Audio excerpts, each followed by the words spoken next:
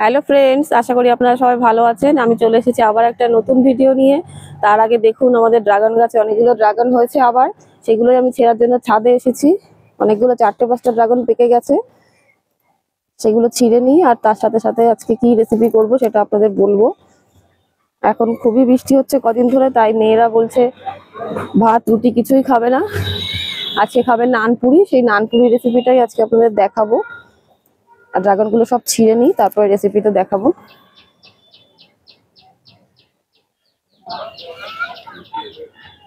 আপনাদের কার কার dragon fruit খেতে ভালো লাগে আমাকে একটু কমেন্টে জানাবেন। আমার মেয়েরা তো খুবই ভালো ভালো খায়, কিন্তু ওটা ছিঁড়তেই তো পারছি না।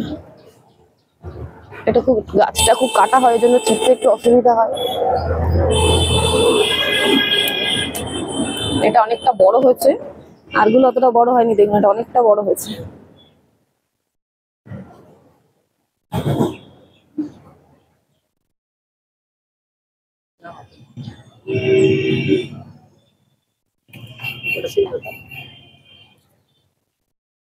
ওটা থাক, ওটা একটু কাঁচা কাঁচা রয়েছে। এই দেখুন, মোট 3টে ছিঁড়েছি, আরো 2-3টে আছে গাছে, ওগুলো একটু কাঁচা কাঁচা রয়েছে বলে তাই জন্য ছিঁড়ছি না। এই 3টে আগে খাই, তারপর ওগুলো আবার খাবো। তো আজকে আপনাদের দেখাবো নানপুরি রেসিপি।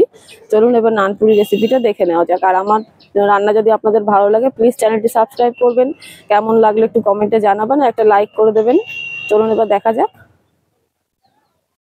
নানপুরি খেতে খুবই ভালো লাগে। এটা আপনার ব্রেকফাস্টে অথবা ডিনারে অবশ্যই ট্রাই করে দেখতে পারেন। আর এটা চানা মশলা, ঘুগনি বা যে কোনো তরকারি, পনিরের তরকারি সবকিছুর সাথেই খেতে বেশ ভালো লাগে। আর আমার মেয়ে সবাই খুবই ভালো খায়, ওদের জন্যই করা। ওরা খুব বায়না করে এটা খাবো ওটা খাবো, যেটা বলে সেটাই আমি করে দেওয়ার চেষ্টা করি। আর চানা মশলা রেসিপিটা আপনাদের অন্যদিন দেখাবো, আজকে আর দেখানোর সময় হয়নি, তাই জন্য আমি দেখাতে পারিনি। আজকে শুধু নানপুরি রেসিপিটাই দেখাবো। দেখুন খেতে বসে পড়েছিল তাই। আর এবার চলো রেসিপিটা এবার দেখে নিই কি কি লাগছে। এখানে 500 গ্রাম ময়দা নিয়ে নিয়েছি, আর তার জন্য নিয়ে নিয়েছি টক দই 200 গ্রাম। এটা আমি ভালো করে মিশিয়ে নেব। আর দিয়ে দিচ্ছি স্বাদ মতো নুন।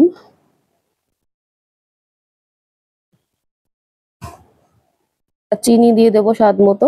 চিনিটা মোটামুটি একটু মিষ্টি মিষ্টি হলেই খেতে ভালো লাগে, সেই হিসাবেই আপনারা দেবেন চিনিটা। দিয়ে এবার ভালো করে আমি এটা মেখে নেব। আগেই জল দেবেন না, ভালো করে এটা মিশিয়ে নিয়ে জল দেবেন।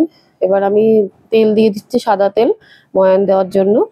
তেলটা একটু মোটামুটি পরিমাণ যেমন হয় সে তেমন পরিমাণে দেবেন। আর এটা ভালো করে মেখে নিয়ে যেমন ঝুরঝুরে হবে, তখন বুঝতে পারবেন ময়ানটা বেশ ঠিক আছে। আর এখানে আমি ইস্টের ব্যবহার করছি না। ইস্ট দিলে খেতে ভালো হয়, আরো বেশি সফট হয়, কিন্তু আমি ঘরোয়া ভাবে করছি বলে ইস্টটা দিচ্ছি না। আমি এখানে দিয়ে দিচ্ছি 1 চামচ বেকিং পাউডার। বেকিং পাউডারটা দিয়ে আবার ভালো করে আবার মিশিয়ে নেব। নেওয়ার পরে তারপর জল দেবো সামান্য সামান্য করে, আর জল তারপরে মাখবো। এরপর অল্প করে জল দিয়ে নিলাম, দিয়ে আবার মেখে নেব। এটা মেখে নেওয়ার পরে মোটামুটি 4-5 ঘন্টা ঢেকে রেখে দিলে খুবই ভালো হয়। সেরকম সময় হিসাবে আপনারা মাখবেন, আর একটু তেল দিয়ে দিয়ে মাখবেন, তাতে মাখাটা সফট হবে। দেখুন কি সুন্দর সফট করে আমি মেখে নিয়েছি। এর উপরে একটু ভালো করে তেল দিয়ে আবার মেখে নেব। মেখে দেওয়ার পরে মোটামুটি 4-5 ঘন্টা রেখে দেবো। রেখে দিয়ে তারপরে আমি ওটা তৈরি করব। দেখুন এটা খুব সুন্দর হয়ে গেছে, একটু ফুলেও যায়, যেহেতু বেকিং পাউডার টক দই দেওয়া থাকে তার জন্য আর খুব আরো বেশি নরম হয়ে যায়। এটা রোদে রাখলে আরো বেশি ভালো হয়। আপনারা যদি পারেন রোদে রাখবেন, আর যদি না পারেন তো নর্মাল টেম্পারেচারেই রাখবেন। দেখুন খুব সুন্দর করে মাখা হয়ে গেছে, এরকম সফট করেই মাখবেন, তাহলে লুচিগুলো বেশ সুন্দর ফুলবে নানপুরিটা। এবার আমি এগুলোকে ভালো করে লেচি করে নেবো। একটু মিডিয়াম সাইজের লেচি করবেন, একদম ছোটও না একদম বড়ও না। দেখুন আমি মিডিয়াম সাইজের লেচি করে নিয়েছি। এবার এগুলোকে সব ভালো করে গোল করে নিয়ে বেলে নেব। আমার রেসিপি যদি আপনাদের ভালো লাগে, অবশ্যই চ্যানেলটি সাবস্ক্রাইব করবেন, আর লাইক করবেন, কমেন্ট করে জানাবেন রেসিপিগুলো কেমন লাগছে। আর নতুন নতুন রান্না দেখার জন্য অবশ্যই আমার সাথে থাকবেন। এবার একটু মোটা করেই এটা বেলে নিতে হবে। দেখুন এগুলো বেলে নিচ্ছি আমি আস্তে আস্তে। একটু নরম মাখা হয়, তার জন্য একটু আস্তে করেই বেলবেন, নাহলে আবার ছিঁড়ে যাবে। 4টে 5টা একসাথে বেলে নিয়ে তারপরে আমি ভাজবো এটা। তেলটা গরম করে নিয়েছি, গরম করে আবার একটা একটা করে ভেজে নেব।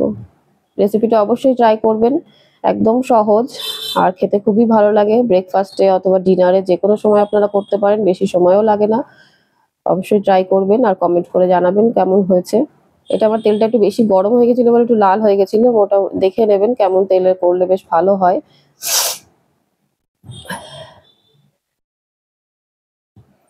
এবং খুব সুন্দর ফুলে ওঠে। এবার একটা একটা করে সবগুলো আমি ভেজে নেব, তারপর সার্ভ করব। গরম গরম খেতে খুব ভালো লাগবে। আর নতুন নতুন ভিডিও দেখার জন্য অবশ্যই আমার সাথে থাকবেন। চ্যানেলটি সাবস্ক্রাইব করবেন, লাইক করবেন আর একটু শেয়ার করে দেবেন।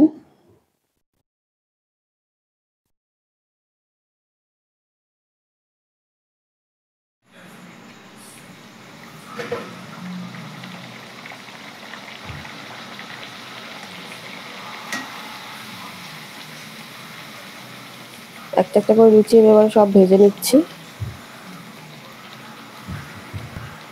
একদিকে আমি চানা মশলাটাও রেডি করে রেখেছি আর এগুলো সব ভেজে নিচ্ছি, তারপর গরম গরম সার্ভ করব। খেতে খুবই ভালো লাগবে।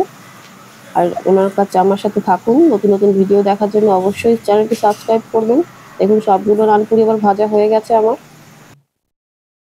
খুব সুন্দর ফোলা হয়েছে, ফোলা ফোলা করে ভাজা হয়ে গেছে।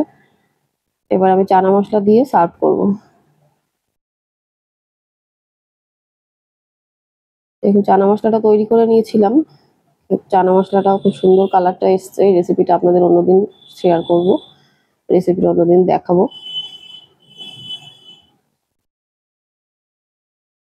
এবার মেয়েরা খেতে বসে পড়েছে, ওদের দিচ্ছি খেতে। আর রান্না যদি ভালো লাগে অবশ্যই চ্যানেলটি সাবস্ক্রাইব করবেন, লাইক করবেন, শেয়ার করবেন। আর নতুন নতুন ভিডিও দেখার জন্য অবশ্যই চ্যানেলটি সাবস্ক্রাইব করবেন আর কমেন্ট করবেন। পুরো ভিডিও দেখার জন্য ধন্যবাদ।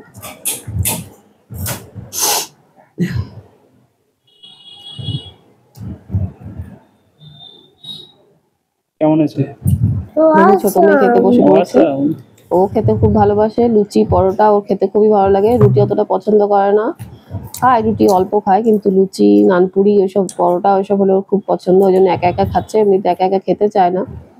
আজকে নানপুরি করেছি বলে তার জন্য একা একা খাচ্ছে।